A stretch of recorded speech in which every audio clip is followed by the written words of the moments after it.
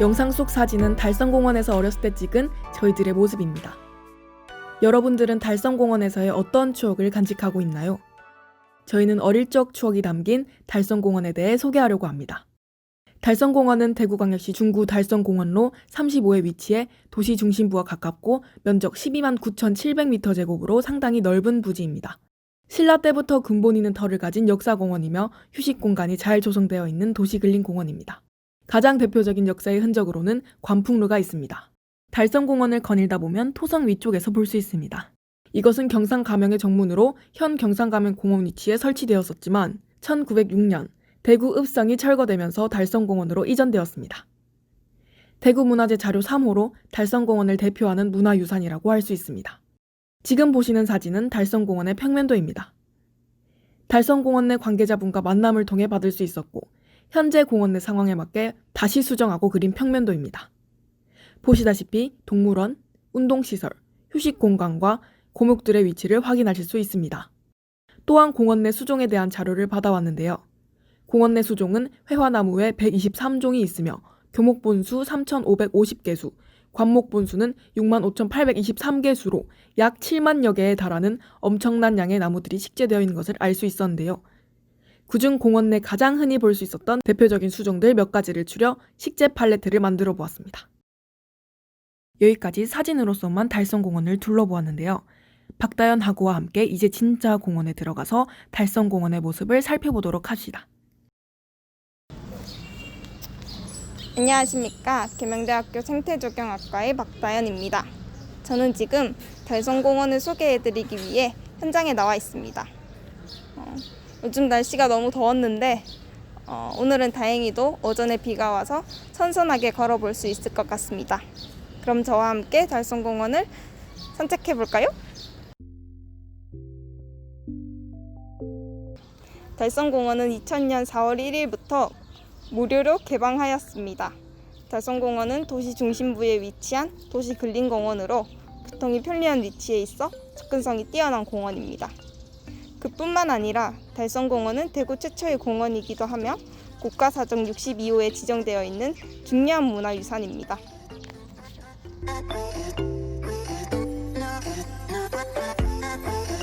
하지만 달성공원은 원래 달성토성이었던 것을 알고 계십니까? 달성토성이었던 이곳은 일제강점기 때 우리의 역사의식을 말살시키기 위해 만들어진 곳입니다.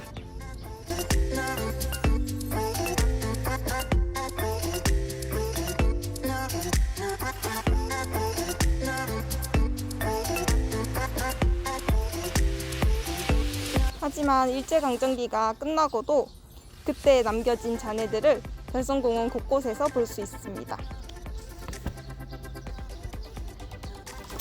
이 향나무는 국채보상운동의 발상지인 대구가 윤회가시였던 일제가 순종을 앞세워 대구를 시찰하면서 식재한 나무입니다.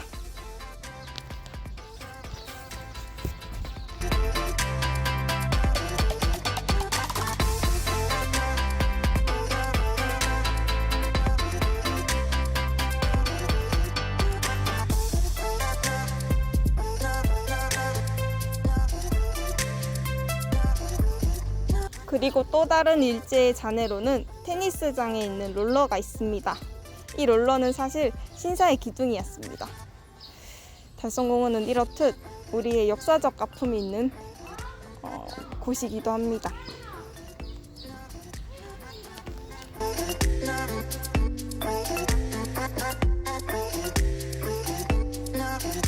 또 달성공원은 역사가 깊은 공원입니다. 크기가 큰 수목들을 많이 보실 수 있는데 이 수목들은 현재까지 유지관리가 잘 되어 있어 도시민들에게 나무 그늘을 통해 휴식을 해주는 등 많은 편의를 제공합니다.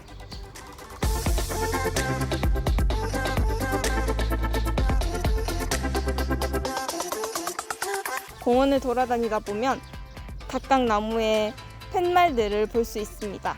달성공원은 가족 단위의 관람객들이 많은데요. 나무 이름을 모르는 아이들에게 학습의 장 역할도 하기도 합니다.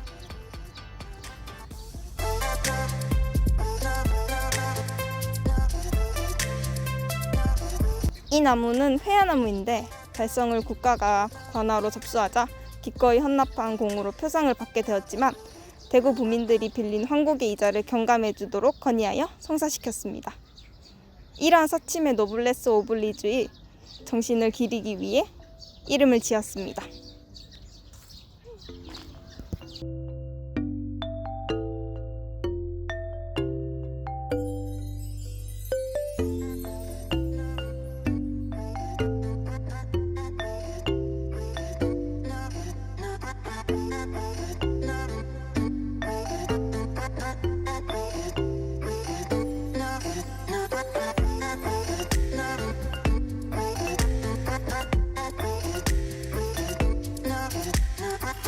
지금까지 저와 달성공원의 역사를 비롯하여 공원 이곳저곳을 함께 둘러보았는데요.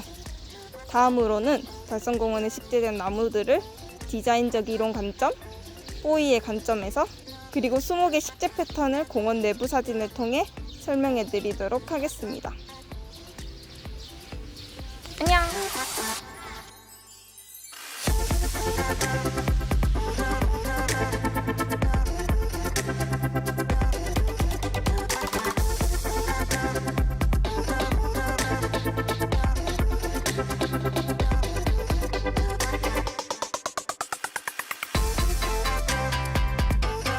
달성공원 구경은 잘하셨나요? 그럼 다시 모니터로 돌아와서 달성공원을 답사하면서 찍은 사진으로 포이, 식재 디자인 원리, 식재 패턴에 대해 소개해드리겠습니다. 사진에서의 설명에 앞서 이 세 가지 이론에 대해 말씀드리겠습니다. 조경 디자이너들은 조경을 디자인할 때 디자인 과정이라는 분석적이고 창조적인 사고 단계를 도입하고 자연을 매개로 하는 조경 디자이너는 4가지 요소, 포이라고 부르는 조경 디자인 요소들을 조화롭게 사용하여 프로젝트를 완성시킵니다. 포이의 요소에는 지형, 식물 재료, 물, 돌이 있습니다. 땅의 특징인 지형은 경관의 바닥면을 말하며 환경 내에 서로 다른 요소들을 지지해주고 하나로 엮어주는 역할을 합니다. 식물 재료는 경관 내에 생명력을 부여하는 매우 중요하고 독창적인 조경 디자인 요소입니다. 시간이 경과함에 따라 성장하고 변화하는 살아있는 요소로서 조경의 목적인 자연미를 가장 잘 나타내줍니다. 물은 경관에 강한 흥미를 부여하는 특별한 요소입니다. 경관 내에 생명력과 활기를 주는 생동감 있는 디자인 매개로 연못, 분수광장 등과 같이 이용자들에게 시각 혹은 청각적으로 고요함을 주거나 사람들의 관심을 끄는 자극적인 효과를 줍니다. 마지막으로 돌은 자연 소재 중 가장 견고하고 단단합니다. 무게와 압축 강도가 다른 천연 재료에서 볼 수 없는 성질이며 돌쌓기는 공간을 형성하는 데 중요한 역할을 합니다. 다음으로는 대상지를 더 미시각적, 생태적 의미를 부여할 수 있는 식재 디자인 원리에 대해 설명해 드리도록 하겠습니다. 식재 디자인 원리는 통일에서부터 시작하여 균제까지, 교재, 자연을 담은 디자인에서는 총 10가지가 설명되어 있습니다. 통일은 여러 디자인 요소를 서로 같거나 일치되게 맞추는 것을 말하고, 대비는 성질 혹은 분량을 달리하는 둘 이상의 요소가 공간적으로 또는 시간적으로 근접할 때 나타나는 현상이며, 다른 요소들로 인하여 흥미를 자극하거나 다이나믹한 효과를 가지고 있습니다. 그 예로는 크기의 대소, 길이의 장단, 강도의 강약이 있습니다. 다음으로 균형은 보이는 것으로 실현시키는 것에 그치지 않고 느껴지는 것을 다루는 디자인 요소이기도 합니다. 예를 들어 식재지의 한쪽 끝에 밝은 색상의 수목을 심었다면 다른 한쪽 끝에는 다소 작고 어두운 색상의 수목을 심음으로써 시각적인 중량감을 통해 나타낼 수도 있습니다. 점지는 일정한 질서를 가지고 증가하거나 감소하는 것을 말하고, 반복은 동일한 요소나 단위가 시간적, 공간적으로 되풀이되어 일어나는 것을 말합니다. 유사는 같은 종류의 수목들이 한 곳에 모여 동질적인 환경을 형성하는 것이고, 대비와 반대되는 개념이라고 할 수 있습니다. 또한 축은 공간 속에 두 점이 연결되어 이루어진 하나의 선이며, 형태와 공간은 구축을 중심으로 규칙적으로 또는 불규칙하게 배열될 수 있고, 질감은 시각적 쾌감을 주고 정서적인 성격을 제고하여 공간감을 창출함으로써 표현에서 감성을 자극하여 현실감을 제고하는 데 기여하는 조형 요소입니다. 마지막으로 리듬은 디자인에서 선, 모양, 형태 또는 색상 등이 규칙적이거나 조화롭게 반복되는 것을 의미하고, 균제는 균형의 가장 단순한 형태가 되는 것이며 한 부분만 보아도 전체를 파악할 수 있기 때문에 이해도가 빠른 디자인 원리라고 볼 수 있습니다.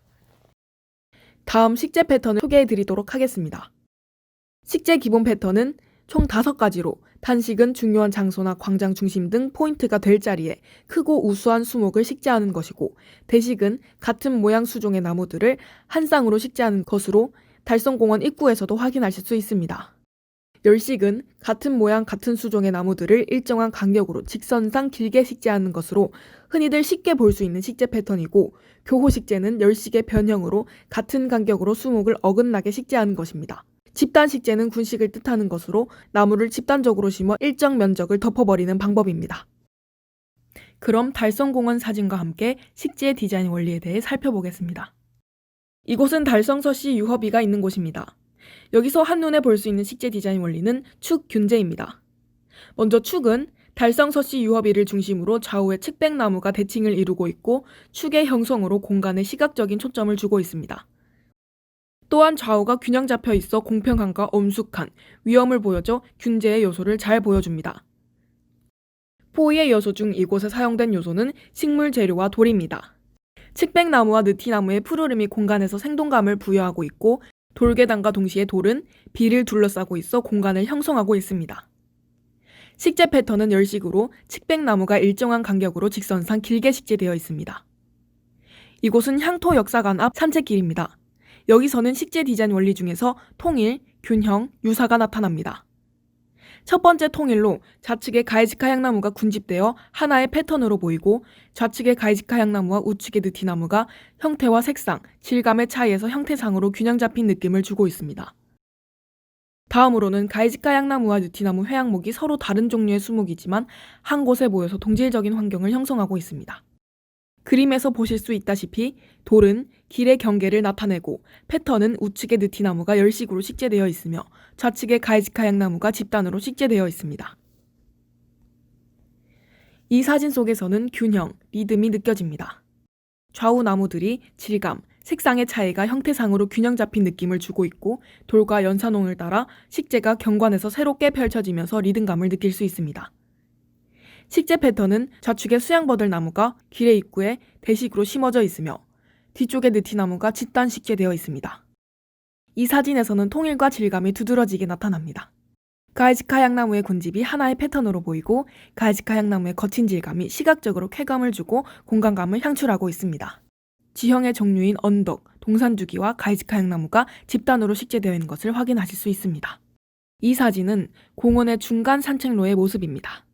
여기서 나타난 식재 디자인 원리는 균형으로 하나의 요소가 지배적인 역할을 하는 것이 아니라 서로 간에 균형을 주면서 전체적인 경관을 형성하고 있습니다.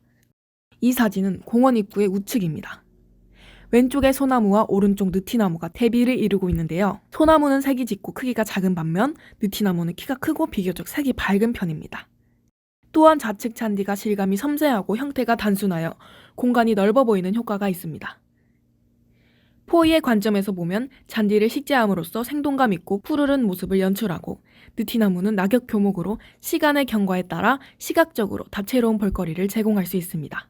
마지막으로 소나무는 입구를 중심으로 좌우에 한 짝으로 심겨져 있는 대식과 느티나무의 열식을 보실 수 있습니다. 이곳은 세장과 시계탑 사이의 길입니다. 이곳에서 가장 눈에 띄는 특징은 히말라야 시다들이 일정한 간격으로 식재되었다는 점인데요. 이것을 열식이라고 합니다. 그리고 또한 두드러진 특징으로는 대비가 있습니다. 크고 색이 어두운 히말라야 시다와 낮고 색이 비교적 밝은 향나무를 찾아볼 수 있습니다. 그리고 길 측면에 회양목의 질감이 반복되어 단순미가 표현되고 있습니다. 이 사진은 보호수 옆, 사람들이 잔디광장을 오갈 수 있는 길입니다. 은행나무들이 교호식재로 심겨져 있는 모습을 확인하실 수 있습니다. 은행나무를 그룹지어 식재하여 하나의 패턴으로 보이도록 하여 식재 디자인 원리 중 통일 요소가 보이고, 대칭적이며 같은 식물 재료를 식재하여 단순미를 살린 것으로 보아 균형과 반복이 들어가 있다는 것을 알 수 있습니다. 또한 은행나무는 가을이면 노랗게 낙엽이 지고 겨울엔 잎이 떨어져 동적이고 시각적인 볼거리를 제공해줍니다. 이 고목 가이지카 향나무는 입구와 가까운 공원 잔디광장 중심에 위치하고 대식으로 식재되어 있습니다. 멀리서 보았을 땐 그저 큰 교목으로 보이지만 가까이서 보면 가지의 질감이 뚜렷하게 보이고 거친 느낌이 있습니다. 또한 길과 잔디광장의 경계를 돌이 구분해주고 있고, 위에 잔디광장은 부지가 올라가며 굴곡진 지형이 나타나는 것을 보실 수 있습니다. 나무 아래 맹동은 집단적으로 식재되어 나무 주위의 면적을 덮고 있습니다. 마지막으로 이곳은 공원을 나올 때 보실 수 있는 향토역사관 옆길입니다. 길의 경계를 나타내는 돌 위에 회양목이 집단으로 식재가 된 모습을 볼 수 있습니다. 향나무라는 식물 재료로 3차원적 둘러싸임을 해 뒤의 공간을 한정시키고 시각적인 요소로도 작용한다는 것을 확인할 수 있습니다. 식재 디자인 원리로 보자면 단순하게 향나무만 식재하는 것이 아니라 조화를 이룰 수 있는 회양목을 같이 식재해 점차 증가하는 느낌을 주어 더 흥미롭고 아름답게 보이는데 이를 점진이라고 합니다. 또한 길 측면의 향나무와 회양목을 모아 통일의 요소를 볼 수 있습니다. 다음으로는 식재 규격에 대한 소개를 하겠습니다. 공원 내 나무들의 규격을 소개하기 전 규격을 재는 요소들을 알아보도록 하겠습니다.